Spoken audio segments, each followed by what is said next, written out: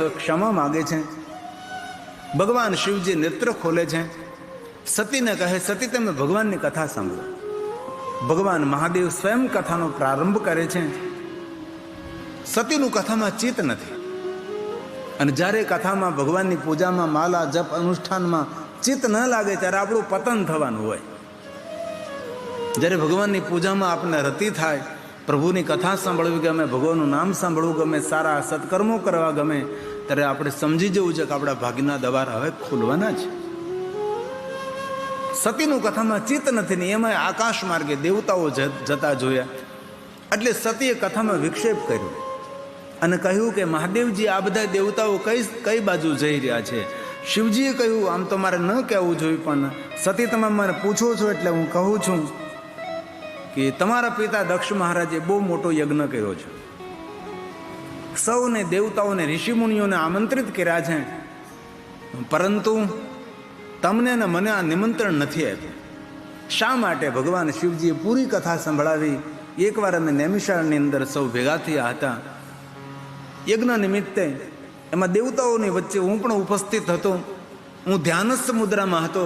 આપ જાણો છો કે હું લગભગ મારી આંખો બંધ હોય, હું ધ્યાનસ્થ રહું છું.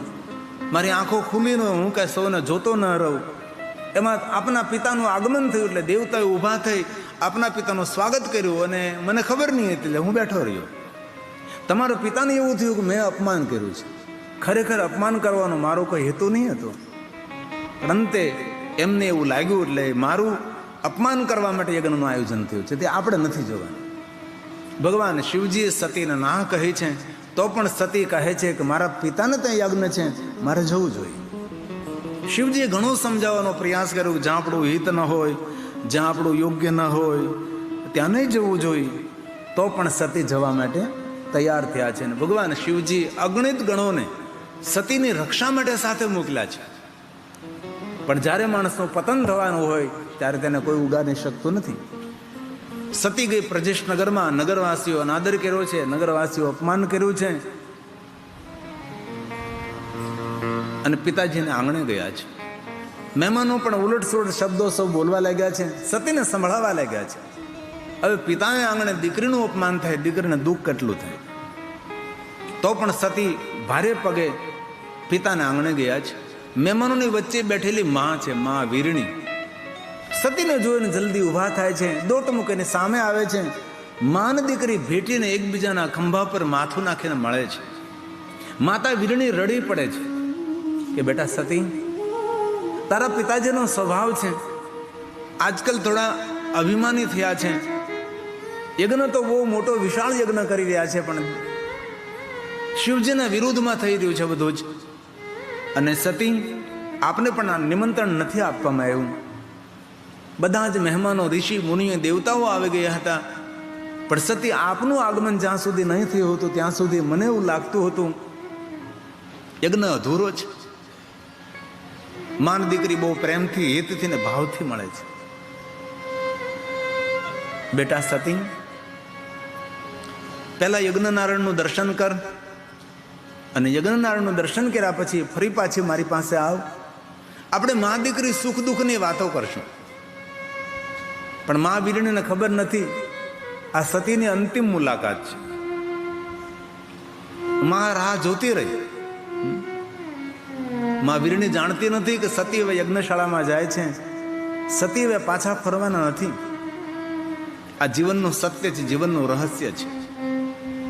જે કાંઈ હોય સામસામા બેસી નિવારણ કરી નાખો. મનની મનમાં રહી જશે. કોની પહેલી મુલાકાત ને કોની અંતિમ મુલાકાત આ દુનિયામાં કોઈને ખબર નથી હોતી. તેથી બને ત્યાં સુધી સૌ જે જીવન માર્ગમાં મળે તેની સાથે સારો વ્યવહાર કરીએ. અપમાન ભરેલો વ્યવહાર નહીં, કોઈ દિવસ નહીં. પછી આપણને મનમાં રહી જાય કે આ ક્યાં આપણે આ બધું કર્યું, આ માણસ દુનિયા છોડીને જતો રહી. ઘરમાં પણ ખૂબ ધ્યાન રાખો. સાંજે પોતપોતાના ઓરડામાં પોતપોતાના ઘરની અંદર સુવા જાઓ એ પહેલાં સૌને મળો તમે. જય શ્રી રામ, જય શ્રી કૃષ્ણ, જય યોગેશ્વર, જય સ્વામિનારાયણ, મહાદેવ, ઓમ નમઃ શિવાય, ઓમ નમો નારાયણ. જે તમારા પરિવારમાં બોલાતો જય માતાજી, સૌને પ્રેમથી. કારણ કે રાત્રે આપણે સૂઈ જઈએ, સવારમાં આપણે આંખ ખુલે કે ન ખુલે એની આપણને ખબર નથી. આ જીવનનું પરમ સત્ય, જીવનનું પરમ રહસ્ય છે. ક્યારે જીવન પૂર્ણ થાય? અને સનાતન સત્ય છે, જીવન પૂર્ણ થાય એટલે જે કાંઈ આખી જિંદગી ખૂબ મહેનત અને પુરુષાર્થ કરીને એકત્ર કર્યું છે એ બધું જ અહીં રહી જાય છે. બે આંખના આંસુ, બસ રડતા રડતા જાઓ કે હસતા હસતા જાઓ, જવાનું છે.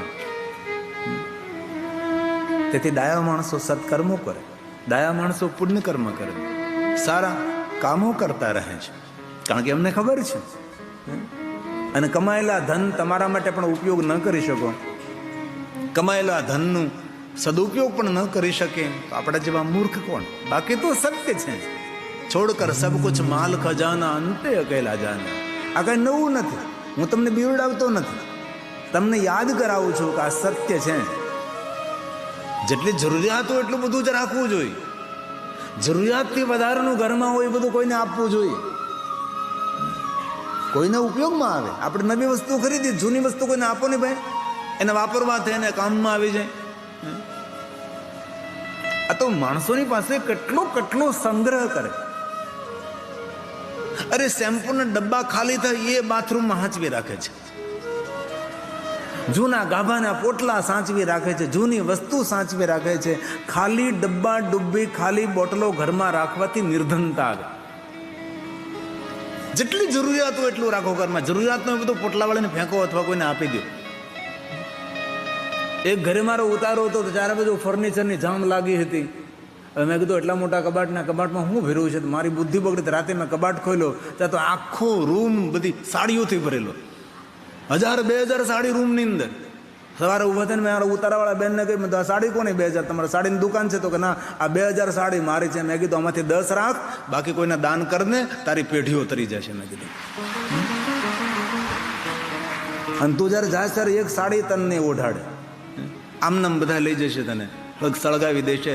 એમ કરતા તારા હાથથી સત્કર્મો કર, જેટલું જરૂરિયાત હોય એટલું રાખો, બાકી આપો કોઈને. સત્યમ સત્યમ ન સંશય. છોડ કર સબ કુછ માલ ખજાના. જ્યાં જ્યાં અવસર મળે ત્યાં ત્યાં. આજથી લગભગ 28 વર્ષ પહેલા વલ્લભીપુરના એસટી ડેપોમાં બેઠો હતો. 1:30 વાગ્યો હતો, મને ભૂખ બહુ લાગી હતી. કથા નક્કી કરવા ગયો હતો. અને પહેલાં તું ગામડે જાતો, શિવાલયે ભટકતો, કથા કરો, કોઈ કથા જ ન કરતો. 1:30 વાગેલો વલ્લભીપુરના બસ સ્ટેન્ડે. ભૂખ બહુ લાગેલી. એક દાદા લાકડી લઈને આવ્યા, મારી બાજુમાં ઊભા રહ્યા. મને કહ્યું કે સીતારામ. મેં કીધું સીતારામ. ભૂખ લાગી છે ને? મેં કીધું લાગી તો પટેલ બાપા જ હતા. મને કે હાલો મારે ઘરે જમવા. મેં કીધું કેમ? મને તમે ઓળખતા નથી, જમવા શા માટે લઈ જાઓ છો? પછી દાદાની આંખમાં આંસુ હતા કે તમારે જેમ મારો દીકરો પણ એક સાધુ બની ગયો છે, તમને જમાડું છો, મારા દીકરાને ક્યાંય જમવા મળી જાય ને. કેવી સુંદર વિચારધારા, કેટલી વિચારધારા કે તમને હું જમાડું તો મારો દીકરો જે સાધુથી નીકળી ગયો છે એને કોઈ જગ્યાએ જમવાનું મળી જાય ને. આ છે શ્રેષ્ઠ વિચારધારા. તેથી કોઈ આપણા આંગણે અપેક્ષા લઈને આવે, ફૂલને તો ફૂલની પાંખડી મદદ કરી દેવાની, ખાલી નહીં જવા દેવાની. બાકી તો સત્ય છે. છોડ કર સબ કુછ માલ ખજાના અંતે અકેલા જાના. આખિર તો મર જાના. આખિર તો મર જાના. તેથી માતા વીરણીને ખબર નથી સતીની અંતિમ મુલાકાત છે. યજ્ઞશાળામાં સતી ગયા છે. દેવતાઓની ઉપસ્થિતિ, ઋષિમુનિની ઉપસ્થિતિ છે. સૌની ઉપસ્થિતિમાં દક્ષ મહારાજ પિતાજીને કહે છે, પિતાજી કેટલું ખોટું કામ કરી રહ્યા છો તમે. યજ્ઞનું ફલ આપનારો શિવ છે, દાનનું ફલ આપનારો શિવ છે, પૂજાનું ફલ આપનારા શિવ છે. અને તમે શિવને જ યજ્ઞમાં બહિષ્કાર કર્યા, તમારું કલ્યાણ કોણ કરશે? પોતાના પિતાને કહે છે સતી, એક વાત કહું, દરેક પુરુષોના જીવનમાં સાચું કહેનારું પાત્ર હોય, મોઢો મોઢ કહેનારું પાત્ર હોય તો દીકરી જ હોઈ શકે. દીકરી સિવાય બીજા કહી ન શકે.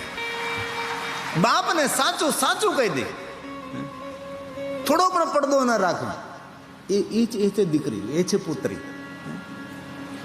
એ સમયે દક્ષ મહારાજ સતીનું અપમાન કરે છે. અને સતીએ કહેલું હતું કે જ્યારે તમે મારું અપમાન કરશો એ સમયે મારી લીલાને હું પૂર્ણ કરીશ. સતી પોતાના શરીરમાંથી યોગાગ્નિને પ્રગટ કરે છે. તજહુ તુરત દેહી તેહી હેતુ પૂરધરી ચંદ્રમૌલી વૃષકેતુ. હૃદયમાં ભગવાન શિવજીનું ધ્યાન કર્યું છે. અને રામચરિત માનસ તુલસી કહે, તજહુ તુરત દેહ તેહી હેતુ પૂરધરી ચંદ્ર મૌલી વૃષકેતુ. ભૂલથી દીકરીનું અપમાન ન કરવું. સાસરેથી જ્યારે તરછોડાની દીકરી આવી હોય તેને છોડવી નહીં. તેને આશ્વાસન આપો, તેને આશરો આપો. પહેલાનો સમય એ સમય નથી, સમય પરિવર્તન પામ્યો છે. પહેલા તો આપણે એવું ગાતા હતા, ગાવું નથી. દીકરી તો પારગી થાપણ કહેવાય. શા માટે? દીકરી પારગી થાપણ નથી, દીકરી આપણી છે અને આપણી જ રહેવી જોઈએ. એવું ના સમજો કે આજથી તમારી દીકરી તમે જેમ રાખો એમ નહીં. અમે જેમ રાખીએ એમ તમારે અમારી દીકરીને રાખવાની છે. તમે જેમ સારી કન્યાની અપેક્ષા રાખો છો એમ અમે પણ સારા વરની અપેક્ષા રાખીએ છીએ. તમે જેમ સારી પુત્રવધુની અપેક્ષા રાખો છો એમ અમે એક સારા જમાઈની પણ અપેક્ષા રાખીએ છીએ. કારણ કે જીવન પરિવર્તન, દુનિયા બદલી રહી છે. ચંદ્રમૌલી વૃષકેતુનું ધ્યાન કર્યું છે. સતી પોતાના અંગમાંથી અસક યોગ અગ્નિ તનુજારા. અસ કહી જોગ અગ્નિ તનુજારા. અંગમાંથી અગ્નિઓ પ્રગટ કરી હાહાકાર મચી ગયો. ભયહું સકલ મખ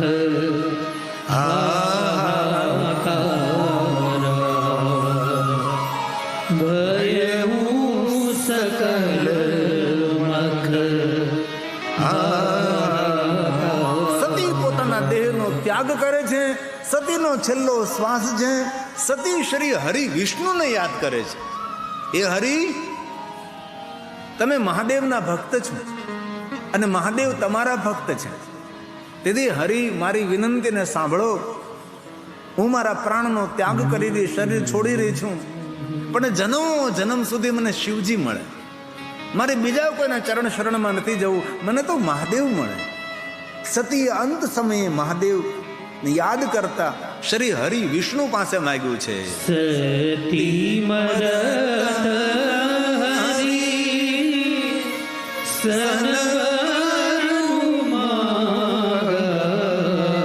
કેવું વરદાન માંગ્યું છે? જન્મ જન્મ શિવ પદ જન્મ સુધી મને મહાદેવ મળે. જન્મ જન્મ શિવ પદ મહાદેવને યાદ કરતા કરતા સતી પોતાના દેહનો ત્યાગ કરે. એટલું યાદ રાખજો, અંત સમયે જેની યાદને જે યાદ આવે ત્યાં આપણી ગતિ થાય. યમ યમ યા પાપી. અંત સમયે શ્રીમદ ભાગવત ગીતા આખી જિંદગી ભજન કર્યું છે, પણ છેલ્લી અવસ્થા જો બગડી તો બધું બગડ્યું. ઘણા એમ કે છે ગઢપણમાં ગોવિંદ ગાઈ લઈશું, ગવાય જ નહીં ભાઈ, પહેલા ગાવા પડે છે. બાકી ગઢપણમાં તો ઢોલરે ઢબુકા લાડ્યો આપણો હાલો આપણે ઘેર, પછી તો સમય જ નથી, અવસર જ નથી આપણી પાસે. જેથી અંતિમ અવસ્થા એ મંગલમય બનાવવા માટે જિંદગી આખી મંગલમય જીવવું પડે છે. ત્યારે છેલ્લી સ્થિતિ આપણે મંગલમય બને છે. શ્રીમદ ભાગવત ગીતા. યમ યમ વાપી સ્મરણ ભાવમ. અંત સમયે શરીર છોડતી વખતે જે ભાવ થાય ત્યાં ગતિ થાય. જિંદગી આખા પુણ્ય સત્કર્મો કર્યા હોય, પણ અંત ઘડી જો બગડી જાય તો બધું બગડી જાય. તેથી અંત સમયે આપણી મતિ પરમાત્માના ચરણોમાં રહે. તેથી જિંદગી આખી શિવજીના ચરણોમાં રતી રાખવી પડે. રતિ એટલે પ્રેમ. જીવન પર્યંત ભગવાન મહાદેવના ચરણોમાં રતી રાખે, અંત સમયે આપણી મતિ મંગલમય રહે. ભગવાન દ્વારકાધીશ કહે છે, યમ યમ વાપી સ્મરણ ભાવમ ત્યજ્યન્તે કલેવરમ. કલેવરમ શરીર જ્યારે છોડીએ થી ત્યારે તમ તમ વેતિ કૌંતેય અર્જુન સદા તદ્ભાવ ભાવિતઃ સદા તદ્ભાવ. ભાવિતઃ. સતી પોતાના દેહનો ત્યાગ કરે છે. શિવજીને કૈલાસમાં ખબર પડે છે, જટા પછાડી નથી ભાઈ, જટામાંથી એક લટ ખોલે છે, તેમાં વીરભદ્રને મહાકાલીને પ્રગટ કરે છે. એમાંથી વીરભદ્રને આજ્ઞા આપે છે કે જાઓ વીરભદ્રજી, દક્ષ મહારાજના અભિમાનને મિથ્યા કરો. અને વીરભદ્ર દક્ષ સાથે યુદ્ધ કરવા માટે આવે છે.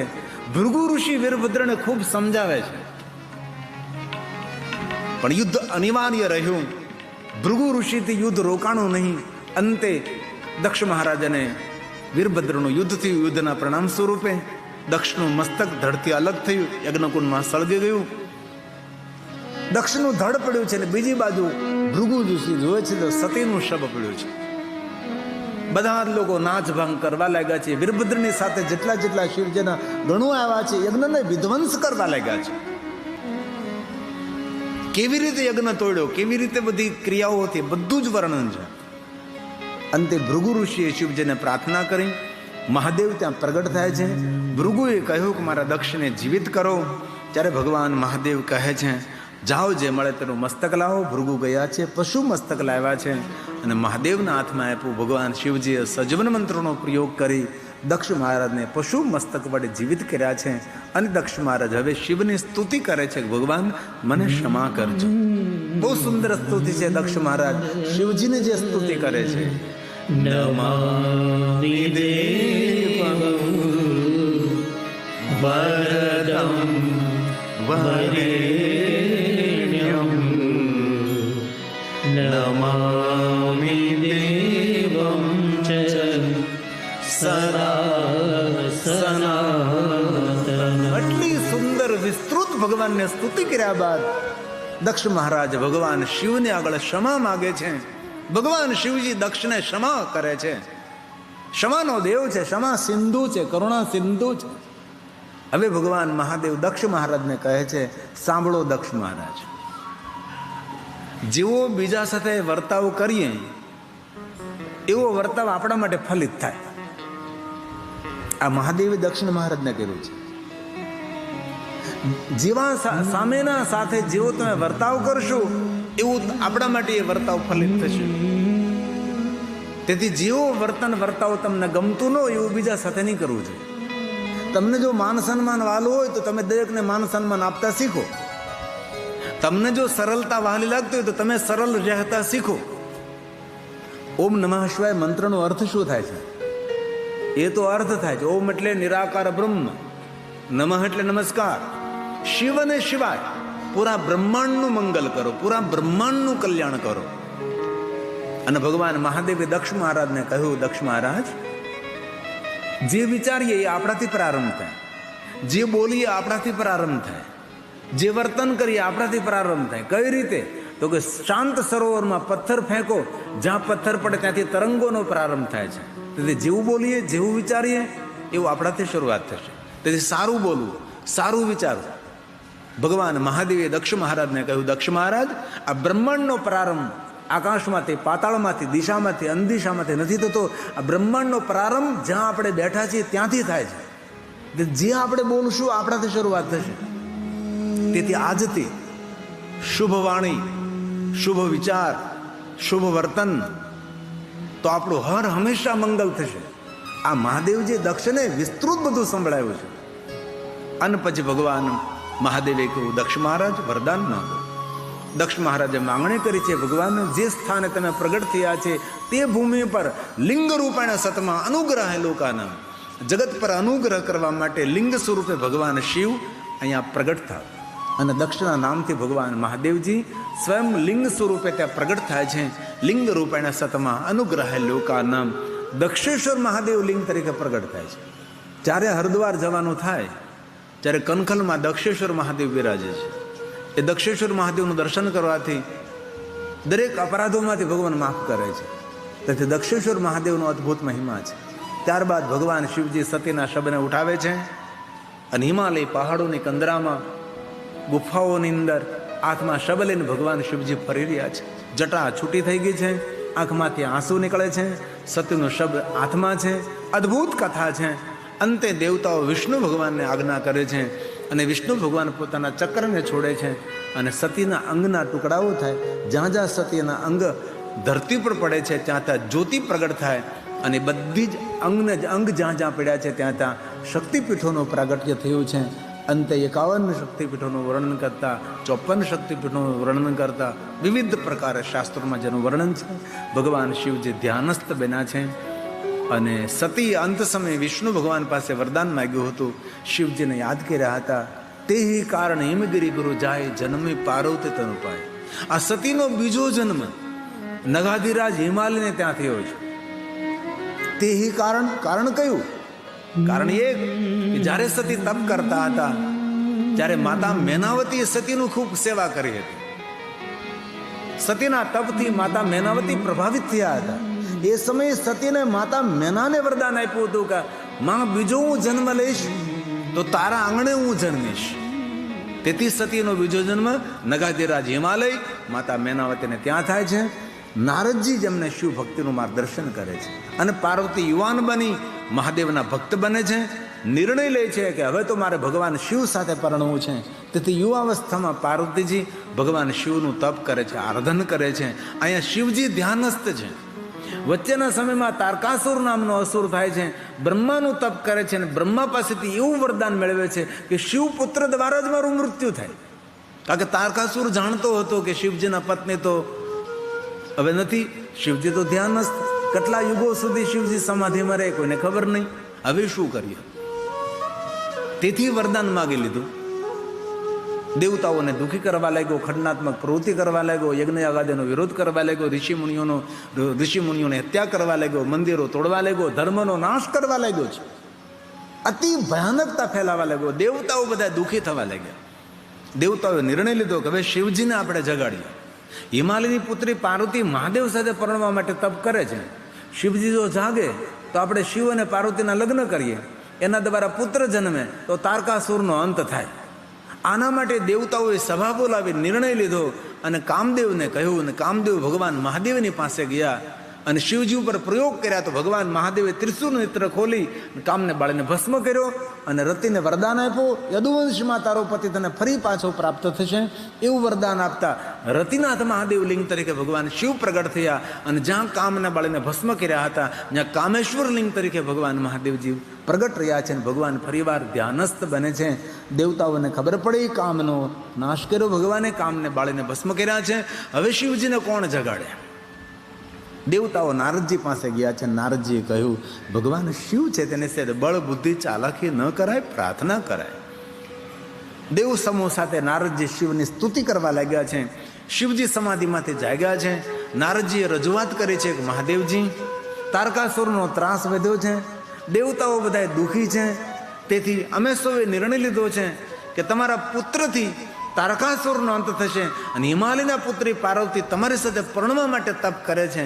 તમે જો હા કહો તો આપના અને પાર્વતીના વિવાહ થાય, તમારા દ્વારા પુત્ર જન્મે, તારકાસુરનો અંત થાય અને આપણી સૃષ્ટિ સુરક્ષિત રહે.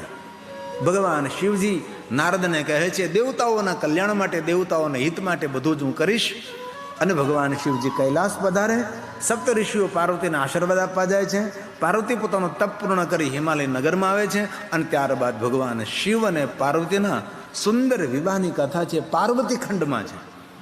શિવ અને સતીના વિવાહની કથા રુદ્ર સંહિતા અંતર્ગત સતી ખંડમાં છે અને રુદ્ર સંહિતા અંતર્ગત પાર્વતી ખંડમાં શિવ અને પાર્વતીના વિવાહની સુંદર કથા છે.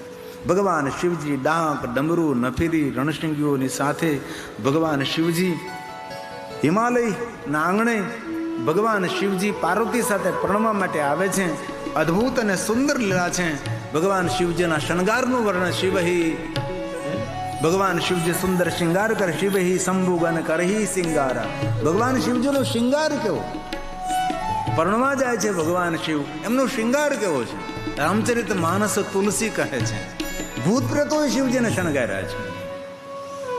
ભગવાન મહાદેવને અદ્ભુત અદ્ભુત અદ્ભુત શૃંગાર કર્યો છે. ભગવાન શિવજીના પાર્વતી સાથે લગ્ન છે. શિવહી શંભુગન કરહી શિંગારા. શિવહી શંભુગન કરહી શિંગારા. શિવહી શંભુગન કરહી શિંગારા. જટા મુકુટ મોર સવારા. જટા મુકુટ મોર સવારા. કુંડલ કંકન પહેરે કુંડલ કંકન પહેરે તન વિભૂતિ પટ કે હર ચાલા. તન વિભૂતિ પટ કે હર ચાલા. સશીલનાથ સુંદર શિર ગંગા. સશીલનાથ સુંદર શિર ગંગા. નયન નેત ઉપપીત ભુજંગા. નયન નેત ઉપપીત ભુજંગા. કરલ કંઠ પૂર નર શિરમાલા. કરલ કંઠ પૂર નર શિરમાલા. અશિવ વેશમ શિવ ધામ કૃપાલા. અશિવ વેશમ શિવ ધામ કૃપાલા. કર ત્રિશુલ અરુડમ રૂપિયા. કર ત્રિશુલ અરુડમ રૂપિયા. ચલે બસાઈ ચડી બાજહી બાજા. બાજહી બાજા. શિવ શંભુગન કરહી શિંગારા. શિવ શંભુગન કરહી શિંગારા. ભગવાન શિવજી ભૂત પ્રેત ડાકીની શાકીની પિશાચો સાથે હિમાલયના પાદરમાં આવે છે. સૌ સ્વાગત કરે છે. ભગવાન મહાદેવજી વિવાહ મંડપના દ્વારે આવે છે. મેનાવતી સ્વાગત કરતા ભ્રમિત થાય છે.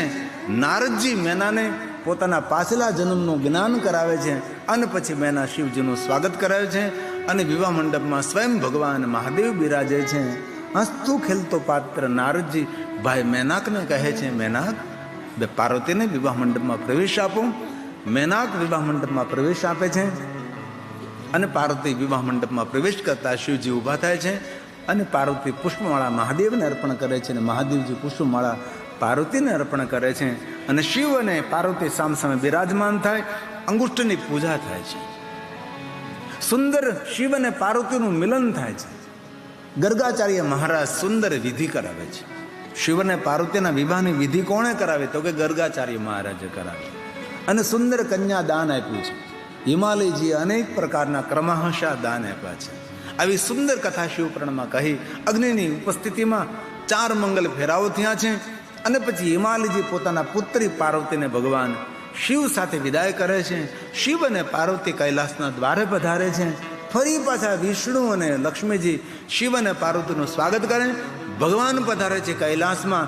દિવ્ય આસન પર બિરાજમાન થાય. દેવતાઓ જયજયકાર કરીને પરિક્રમા કરે છે અને પ્રણામ કરે છે. હે શિવ, હે પાર્વતી, આપનું દાંપત્ય જીવન દિવ્ય રહે અને દિવ્ય દાંપત્યમાંથી એવું શ્રેષ્ઠ સંતાન જન્મે કે તારકાસુરના દુઃખમાંથી અમને સૌને મુક્ત કરે. અને પછી દેવતાઓ પોતપોતાના લોકમાં ગયા છે. શિવ અને પાર્વતી ખૂબ સુંદર સુંદર વિચરણ કર્યું છે. જે વનમાં શિવ અને પાર્વતી વિહાર કરે એ વનમાં કોઈ પુરુષ પગ મૂકે તો પણ એ નારી બની જાય. આવું શિવ અને પાર્વતીના વિચરણનું શિવપુરાણ ગ્રંથમાં વર્ણન છે. દેવતાઓનું ધૈર્ય ન રહ્યું. જે વનમાં શિવ પાર્વતી વિહાર કરતા હતા ત્યાં દેવતાઓ પહોંચે છે. દેવતાઓનું પુરુષ સ્વરૂપ બધું નાશ પામ્યું. અંતે દેવતાઓએ પોકાર કર્યો છે. ભગવાન શિવ પધારે છે અને ભગવાન શિવના અંગમાંથી તેજનું સ્ખલન થાય. દેવતાઓ લઈને જાય, અગ્નિદેવને આપે. પૂરી પ્રક્રિયા એમના દ્વારા સુંદર એક સંતાન જન્મે છે, જેમનું નામ ભગવાન કાર્તિકેય, ષડાનંદ છે, મુરગડ છે. અને તારકાસુરનો અંત થાય છે અને ભગવાન શિવજીના મોટા પુત્ર ભગવાન કાર્તિકેય દેવતાઓના સેનાપતિ બને છે. ત્યારથી દેવતાઓ સુરક્ષિત રહ્યા છે. ત્યારબાદ ભગવાન કાર્તિકેયનું સુંદર ચરિત્ર કુમારખંડની અંદર શિવ મહાપડ અંતર્ગત. ત્યારબાદ ભગવાન શિવ અને પાર્વતીના બીજા પુત્ર જેમનું નામ ભગવાન ગણેશ છે, દેવતાઓના અધ્યક્ષ બને છે, ગણ અધ્યક્ષ બને છે, પ્રથમ પૂજ્ય બને છે. ભગવાન ગણેશજીનું સુંદર ચરિત્ર છે. ત્યારબાદ ભગવાન શિવજીના જેટલા નામો છે એટલી કથા છે, જેટલા જ્યોતિર્લિંગો છે એમની કથા છે. અંતે બ્રહ્માજી બ્રહ્મલોકમાં કહે છે, નારદ, પુરાણનો સાર એક છે, ભગવાનનું ભજન કરવું. નારદ, હાલતા ચાલતા બેસતા ઉઠતા ખાતા પીતા ઊંઘતા જાગતા, હે નારદ, અંતે તો કથાઓ જીવનમાં પ્રેરણા આપનારી છે નારદ, પણ પુરાણનો સાર એક જ છે, ભગવાનનું ભજન. બ્રહ્મા કહે, શિવનામ તરીમ પ્રાપ્યમ સંસાર બંતરે.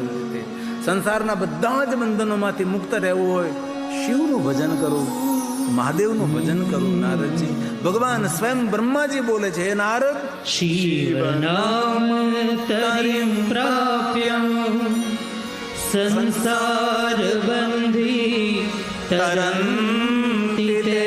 સંસારના બંધનોમાંથી મુક્ત થવું હોય, પાપોમાંથી મુક્ત થવું હોય, જીવનના મૂળ પાપોમાંથી જેને છૂટવું હોય, કલિયુગની અંદર ભગવાન શિવનું ભજન કરવું. શિવનામ તરીમ, તરીમનો થાય તરવાનું સાધન, ત્રાપો, જહાજ, હોડકું, વાણ, કોઈ પણ અર્થમાં લ્યો. તેથી આ 9 દિવસની કથા સાંભળ્યા પછી બીજું કાંઈ યાદ રહે કે ન રહે, પણ ખૂબ શિવનું ભજન કરવું. હાલતા ચાલતા બેસતા ઉઠતા ખાતા પીતા ઊંઘતા જાગતા જીભાગ રહે. જ્યારે જ્યારે સમય મળે ત્યારે ભગવાનની માળા લઈને બેસી જઈએ, ભગવાનનું ભજન કરી. જેટલી ભજનની ઉર્જા વધે એટલી જીવનમાં સુખાકારી વધે.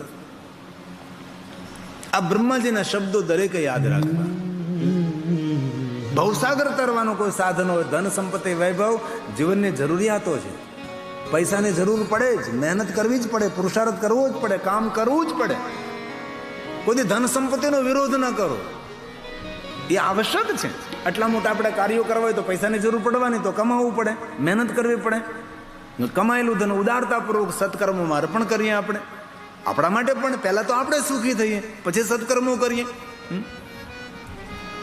તેથી બ્રહ્માજી કહે છે, નારદ, શિવ નામ તરીમ પ્રાપ્યમ સંસાર બંધી તરંતિ તે. સંસાર મૂલ પાપાની તાની નશ્યંત્ય સંશય. इसमें कोई संशय नहीं.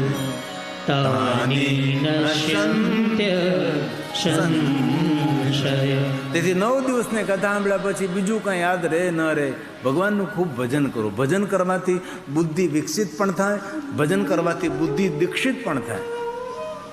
ભજન આપણને ખોટા કામો કરતા અટકાવે. ખોટા કામ કરીને આગળ વધવું, અને જેટલા આગળ વધવું એટલું જ પાછું વળવું પડે. તેથી સત્ય માર્ગે મહેનત, પુરુષાર્થ, લગન, પવિત્રતાપૂર્વક જીવન જીવવું એ સજ્જનોનો સ્વભાવ છે. તેથી કલિયુગની અંદર નામની પ્રધાનતા છે. નહીં કલી કર્મ અને ભગતિ વિવેકો રામ નામ અવલંબને. ભગવાનનું ભજન કરો બસ. કલિયુગ, સતયુગી આત્મા, ત્રેતાયુગી આત્મા, દ્વાપરીય આત્મા તડપે છે. ત્યારે ઋષિઓએ પૂછ્યું, શા માટે તડપો છો? તો કે મને કલિયુગમાં જન્મ મળે. અરે કલિયુગમાં શા માટે? તો કે સતયુગમાં તો કેટલું મોટું તપ કરવું પડતું હતું, ત્રેતામાં તો કેટલા મોટા મોટા યજ્ઞો કરવા પડતા હતા, દ્વાપરમાં તો કેટલી મોટી મોટી પૂજાઓ કરવી પડતી હતી. અને કલિયુગમાં તો તપ ન થાય, પૂજા ન થાય, યજ્ઞો ન થાય, ભગવાનનું ભજન કરવા માત્રથી માણસ ભવ પાર થાય. એટલો કલિયુગ સારો છે. જે યુગમાં આપણે જીવી રહ્યા એ યુગનું નામ કલિયુગ છે. તેથી કલિયુગને કોઈ દી નાનો ન સમજવો, કલિયુગને કોઈ દી ખરાબ ન સમજવો, કલિયુગને પોતાનું ખોટું લાગે. કલિયુગ જેવો કોઈ યુગ નથી. ભગવાને તો વચન આપી દીધું કે ગાયના શિંગડા ઉપર જ્યાં સુધી રાઈનો દાણો રહે એટલા સમય કોઈ મારામાં મન રાખશે તો પણ એ જીવનો હું ઉદ્ધાર કરીશ. ગાયના શિંગડા ઉપર કેટલી વાર રાઈનો દાણો રહે જ નહીં. આટલી વાર મન પણ જો આપણું પ્રભુના ચરણોમાં રહે તો પણ માણસ ભવપાર થઈ જાય. એટલું સુંદર આ કલિયુગે આપણને હું નથી આપ્યું ભાઈ. સતયુગમાં, ત્રેતામાં, દ્વાપરમાં જે નહીં હતું એ આપણી પાસે અત્યારે છે. તેથી કલિયુગ કોઈ ખરાબ યુગ નથી. ભગવાનને પામવાનો સારો અને શ્રેષ્ઠ કોઈ યુગ હોય તો કલિયુગ છે. તેથી કલિયુગની અંદર ભગવાનનું ભજન. તેથી બ્રહ્માજીએ કહ્યું ભજન કરો, ભજન કરો, ભજન. શિવનામ તરીમ, શિવનામ તરીમ પ્રાપ્યમ. ભગવાન પ્રાપ્ત થશે. તમે શરૂ તો કરો, 6 મહિનામાં તમને પ્રભાવ દેખાડશે. તેથી આપણે સૌએ કથા સાંભળતા એક જ વાસ્તુ જપલે શિવ કા નામ. હાલતા ચાલતા, બેસતા ઉઠતા, ખાતા પીતા, ઊંઘતા જાગતા ભગવાનને યાદ કરો.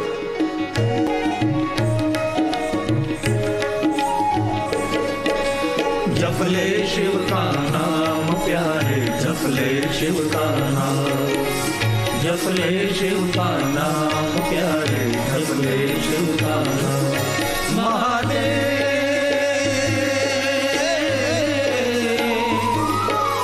नाम लेकर बीते ये हर सुबह और शाम. जपले शिव का नाम प्यारे, जपले शिव का नाम, जपले शिव का नाम प्यारे, जपले शिव का नाम. બ્રહ્માજી બ્રહ્મલોકમાં કથાને વિરામ આપ્યો છે. નારદજીએ બ્રહ્માના મુખેથી કથા સાંભળી છે. નારદજી બ્રહ્માજીને પ્રણામ કરી મૃત્યુલોકમાં આવે છે. પહેલું દર્શન મહાબલેશ્વરનું કરે છે. લિંગરાજ છે, ચક્રવર્તી લિંગ છે મહાબલેશ્વર. મહાબલેશ્વરનું દર્શન કરી તાપીના તટે પધારે છે. નારદજી તપ કરે છે. નારદી ગંગાને પ્રગટ કરે. નારદેશ્વર મહાદેવ લિંગની સ્થાપના કરે. તાપી મૈયાના તટ ઉપર જેટલા શિવલિંગો છે તેનું દર્શન કરે. તાપી પુરાણમાં તેનું વર્ણન છે. ત્યારબાદ નર્મદાના તટે આવે છે. નર્મદા પુરાણમાં વર્ણન છે કે નર્મદાના કિનારે નારદજીએ તપ કર્યું. નારદેશ્વર મહાદેવ લિંગની સ્થાપના કરી, નર્મદાની પરિક્રમા કરી. નર્મદાના કિનારે જેટલા શિવલિંગો છે સર્વ શિવલિંગનું દર્શન નારદજીએ કર્યું. જ્યાં જ્યાં જે જગ્યાએ શિવલિંગો છે સૌ શિવલિંગનું દર્શન નારદે કર્યું. નારદનો એક નિયમ છે, કોઈ પણ માણસ કોઈ પણ જગ્યાએ ભગવાન મહાદેવના લિંગ સ્વરૂપની સ્થાપના કરે. એકવાર નારદજી એ શિવલિંગનું દર્શન કરવા માટે પધારે છે. આવા નારદજી મહાદેવના પરમ ભક્ત છે. તેથી બ્રહ્મલોકમાં કથાને વિરામ થયો. પ્રયાગ તીર્થમાં સૂત પુરાણજી હજારો વર્ષ સુધી કથા કહી. અંતે કહ્યું હરિ અનંત હરિકથા અનંતા કહી સુની બહુવિધ સબ સંતા. કથાના શબ્દોને વિરામ આપ્યું છે. પ્રયાગ તીર્થમાં સૂત પુરાણજી કથાને વિરામ આપ્યો છે. સર્વ મહાત્માઓએ પ્રણામ કર્યા સૂત પુરાણીજીને અને તીર્થયાત્રા કરવા માટે, ધર્મનો પ્રચાર પ્રસાર કરવા માટે માન સન્માનપૂર્વક સૂત પુરાણીજીને વિદાય કરે છે. અને મહાત્માઓએ પ્રયાગ તીર્થમાં મહાદેવની કથાનું શ્રવણ કર્યું છે. તેથી નિર્ણય લીધો હવે આપણે કથાને સાંભળી કાશીનગરમાં જઈ બાકીની રહેલી બધી જ આયુ આપણે કાશીમાં પૂર્ણ કરીએ. કથાનું શ્રવણ કરનારા દરેક ઋષિઓ, શયનકાદી મહાત્માઓ પ્રયાગ તીર્થને પ્રણામ કરી કાશી તરફ યાત્રાનો પ્રારંભ કરે છે. જઈ રહ્યા હતા, કોઈ જગ્યાએ રાત્રે નિવાસ કર્યો છે અને આકાશમાંથી એક અદ્ભુત તેજનું પ્રાગટ્ય થાય. પૂર્ણતાને પામેલા મહાત્માઓ શરીર સાથે તેજની અંદર વિલીન થયા છે અને ભગવાન શિવલોકમાં ગયા. બાકીના બધા જ મહાત્માઓ જે પૂર્ણતાને પ્રાપ્ત નહીં થયા હતા એ મહાત્માઓ કાશીની અંદર પધારે છે અને કાશી વિશ્વનાથના સાનિધ્યમાં ભગવાન શિવનું ભજન કરતા કરતા દરેક મહાત્માઓ નિર્વાણને પ્રાપ્ત થયા, ભગવાન મહાદેવના લોકને પ્રાપ્ત થયા. આવી સુંદર ભગવાન મહાદેવજીની કથા ભગવાન વેદવ્યાસ રચિત શિવ મહાપણ અંતર્ગત કથા છે. સૌનું મંગલ અને કલ્યાણ કરનારી કથા છે. અને આપ સૌના સાથ અને સહયોગથી દિવ્યધામના આંગણે સુંદર શિવ મહાપણ કથાનું આયોજન થયું. ભવ્યાથી ભવ્ય થયું. ભગવાને પરીક્ષા કરી, કસોટી કરો પણ રાખો રહેમ ભોળા, અમને પ્યારું છે તમારું ભજન. ભગવાન પરીક્ષા કરે, એમાંથી આપણે એમખમ પાર ઉતરી ગયા અને સુંદર ભગવાન મહાદેવની કથા સંપન્ન થઈ. અને શિવ મહાપણ કથા શ્રવણ કરવાનું આપણે 9 દિવસનું પુણ્ય મળ્યું છે. અંતિમ શ્લોક બોલી અને કથાને આપણે વિરામ તરફ લઈ જઈએ છીએ. છેલ્લો શ્લોક છે શિવપુરાણ ગ્રંથનો. એમાં ભગવાન વ્યાસે આપણા સૌ માટે ભગવાન શિવને કહ્યું કે કથા કહેનાર, કથા સાંભળનારને સૌને શાંતિ આપો ભગવાન. આવું ભગવાન વ્યાસે આપણા વતી ભગવાન મહાદેવને કહ્યું છે. સૌને શાંતિની જરૂર છે, શાંતિની આવશ્યકતા છે. તેથી અંતિમ શ્લોક છે. एतं शिव पुराणस्य वक्तुं श्रोतुश्च सर्वदा सगणः ससुतः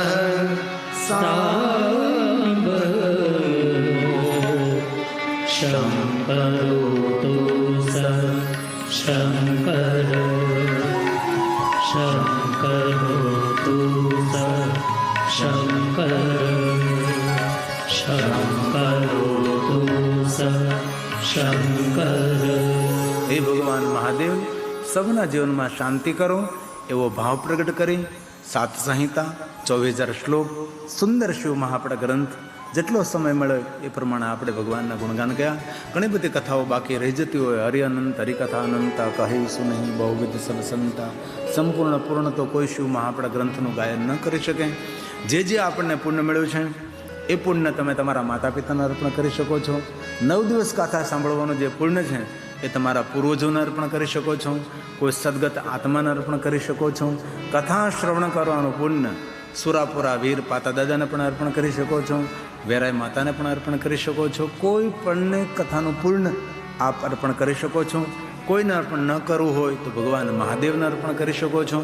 અને ખરેખર આપણે રોજ આપણું જે ભક્તિ ભાવ, પૂજા અર્ચન, દર્શન, જપ તપ, સાધના, અનુષ્ઠાન, ઉપાસના, આપણે કથાનું શ્રવણ કરીએ એમાંથી થોડું પુણ્ય જો આપણે ભારત દેશમાં રહેતા હોય, આપણા ભારત દેશના સૈનિકોને આપણું પુણ્ય અર્પણ કરવું જોઈએ, જે આપણા દેશની રક્ષા કરે છે, જે આપણે સુરક્ષિત રહીએ છીએ. રોજ એક પ્રાર્થના ભારતના સૈનિકો માટે પણ હોવી જોઈએ. આપણામાં ઈષ્ટ ભક્તિ છે, ગુરુ ભક્તિ છે, રાષ્ટ્રભક્તિ છે, દેશભક્તિ તો પહેલી વાત છે. આપણે શાંતિથી રહી શકીએ, શાંતિથી સૂઈ શકીએ છીએ, તેનું કારણ કેવું છે? અનેક એવા ફૌજી ભાઈઓ આ દેશની રક્ષા કરે છે. અને દેશ પ્રત્યે આપણો ભાવ, દેશ પ્રત્યે આપણો લગાવ હોવો જરૂરી છે. હમણાં સંઘને 100 વર્ષ પૂર્ણ થયા. સંગઠન અને સેવાના ભાવથી સંઘ પરિવાર છે જે હિન્દુ રાષ્ટ્રને ઝંખે છે. અને ભગવાનને આપણે સૌ પ્રાર્થના કરીએ, વેરાય માતાને પ્રાર્થના કરીએ, વીર પાતા દાદાને પ્રાર્થના કરીએ કે જલ્દી આપણો ભારત દેશ હિન્દુ રાષ્ટ્ર હતો અને ફરી હિન્દુ રાષ્ટ્ર તરીકે ઘોષિત થાય અને હિન્દુ સંસ્કૃતિ સલામત ને સુરક્ષિત રહે. હમણાં સંઘ તરફથી 5 અભિયાનો શરૂ થયા છે. 5 પરિવર્તન, સામાજિક પરિવર્તનના માધ્યમ. આપણા સમાજને આપણે કઈ રીતે આગળ લઈ જઈએ એના માટે પહેલો નિયમ છે સામાજિક સમરસતા. જાતિ જ્ઞાતિ વચ્ચે તડા ન પાડવા, કોઈને નીચ કોઈને ઊંચ ન સમજો, સૌને સામેલ કરો, સૌનું સ્વાગત કરો, સૌને સાથે રાખો. કારણ કે અલગ અલગ વર્ણથી શોભિત આપણો ભારત દેશ છે. 18 આલમને સાથે રાખો, 18 વર્ણને સાથે રાખો. સામાજિક સમરસતા હોવી જોઈએ. ગામનો કોઈ પણ માણસ નીચો છે કે ઊંચો છે એવો ભાવ ન રાખો, સૌને સાથે રાખવા, સાથે જોડવા. દરેક ગામમાં સંગઠન હોવું જોઈએ. દરેક સમાજમાંથી 5-5 માણસોને લ્યો, ગામનું એક સુંદર સંગઠન બનાવો અને તમારા ગામના પાદરમાં બોર્ડ મૂકી દો, હિન્દુ રાષ્ટ્રને વરેલું ગામ. તમારું વલારડી ગામ હિન્દુ રાષ્ટ્રથી ભરપૂર ગામ હોવું જોઈએ. એક ગામ હિન્દુ રાષ્ટ્ર બને, એક તાલુકો હિન્દુ રાષ્ટ્ર બને, એક જિલ્લો હિન્દુ રાષ્ટ્ર બને, એક રાજ્ય હિન્દુ રાષ્ટ્ર બને, તો ભારત દેશ હિન્દુ રાષ્ટ્ર બનતા વાર પણ નહીં લાગે. એ આપણે બધું કરવું પડશે. તેના માટે સામાજિક સમરસતા પહેલો સંઘનો અભિયાન છે. બીજું પર્યાવરણ સંરક્ષણ. કારણ વગરના વૃક્ષોને કાપીએ નહીં, વૃક્ષોનું જતન કરીએ. જો વૃક્ષ છે તો જીવન છે. જલાશયો ખોદીએ, તળાવો ઊંડા ઉતારીએ, ચેકડેમો બનાવીએ, જલનું સિંચન કરીએ, જલ રોકવાનો પ્રયાસ કરીએ, વૃક્ષોને બચાવીએ, વન બચાવીએ, વધારે વન ઊભા કરીએ, નવા વૃક્ષો આવીએ, આંગણામાં વૃક્ષો આવીએ. ઘરની પાછળ જગ્યા હોય ત્યાં વૃક્ષો આવીએ. તેથી જો પર્યાવરણ સુરક્ષિત રહેશે તો મનુષ્ય પણ સુરક્ષિત રહેશે. બીજું નાગરિક કર્તવ્ય, આપણું જે કર્તવ્ય છે, કમાતા હોય તો ઇન્કમ ટેક્સ ભરવો જ પડે, ટુ વ્હીલ ચલાવતા હોય તો હેલ્મેટ પહેરવો જ પડે, ફોર વ્હીલ ચલાવે તો કાળો બેલ્ટ બાંધવો પડે, લાયસન્સ હોવું જોઈએ, ગાડીના કાગળિયા ભરપૂર હોવા જોઈએ. જે આપણા કાયદા કાનૂન છે તેનું અનુસરણ કરવું જોઈએ. નાગરિક કર્તવ્ય, ભારતના નાગરિક છે, આપણું કર્તવ્ય શું છે તેનું સંપૂર્ણપણે પાલન કરવું જોઈએ. બીજું કુટુંબ પ્રબોધન, કુટુંબ પરિવારે સાથે બેસીને ભોજન કરવું, કુટુંબારે સાથે બેસીને પ્રાર્થના કરવી, સાથે ભેગા મળી અને સુંદર સુંદર સમાજ અને પરિવારના વિકાસની વાતો કરવી. કાંઈ મન દુઃખ થયું હોય તો અંદરો-અંદર દૂર કરવું. બને ત્યાં સુધી પોલીસ સ્ટેશન, કોર્ટ કચેરીમાં આપણા કેસ કબાડા ન જાય તેની કુટુંબ પરિવાર અને સમાજે કાળજી રાખવી. પોતાના સમાજના કાંઈ અડચણો ભરેલા નિયમો હોય તેને દૂર કરવા. સ્વદેશી અભિયાન, આપણા દેશની વસ્તુ જ વાપરવાનો પ્રયાસ કરીએ, અન્ય કોઈ વિદેશની વસ્તુ વાપરવાનો પ્રયાસ નહીં કરતા. આપણા દેશની જે વસ્તુ હોય એ વાપરવાનો પ્રયાસ કરીએ. સ્વદેશી અભિયાન, આ 5 પરિવર્તન સમાજના પરિવર્તનના માધ્યમો છે. તો દરેક સંઘના નિયમોને અને જ્યાં જ્યાં શાખા લાગતી હોય ત્યાં જવું જોઈએ.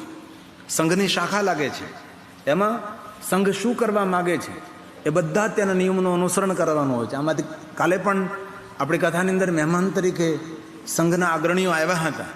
ખૂબ હૃદયથી એનું આપણે સ્વાગત કર્યું, આદર કર્યો. આપણે આપણા ગામની અંદર, આપણા તાલુકાની અંદર, જિલ્લાની અંદર જ્યાં જ્યાં સંઘની શાખા લાગતી હોય ત્યાં આપણે સૌએ જવું જોઈએ અને સંઘના વિચારોને જાણવા જોઈએ અને સંઘની સાથે જોડાવવું જોઈએ. જો ભારત દેશ હિન્દુ રાષ્ટ્ર બનશે તો જ આપણું હિન્દુ સંસ્કૃતિ, હિન્દુ ધર્મ, સનાતન ધર્મની સુરક્ષા રહેશે. તેથી આપણે સૌ આપણે દેશભક્ત બનીએ. ભારતને કેવી રીતે આપણા દેશની અંદર ઉજાગર કરીએ તેવા પ્રયાસો આપણે કરવા પડશે.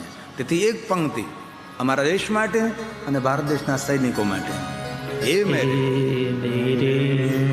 प्यारे वतन, हे मेरे बिछड़े चमन, तुझ पे दिल कुर्बान. અને એક વાત યાદ રાખજો, જીવનમાં 2 કામ અચૂક કરવા. આરોગ્ય હોય તો રક્તદાન કરવું, અને હજારો કરોડો કામ છોડી જ્યારે ચૂંટણી આવે ત્યારે મતદાન કરવું જોઈએ. આપણા દેશના નાગરિક છીએ, આપણે કામ છોડીને મતદાન કરવું જોઈએ. જો સારા માણસને મત આપશું, સારો માણસ આપણું નેતૃત્વ સંભાળશે તો આપણું, આપણા સમાજનું, ગામનું, તાલુકાનું, જિલ્લાનું સારું થશે. તેથી દેશ પ્રત્યે સૌએ જાગૃત રહેવાનું છે. સમય આવી ચૂક્યો છે. हे मेरे प्यारे वतन, हे मेरे बिछड़े चमन, तुझ पे दिल कुर्बान. तू ही मेरी आरज़ू, तू ही मेरी आरज़ू, तू ही मेरी जान.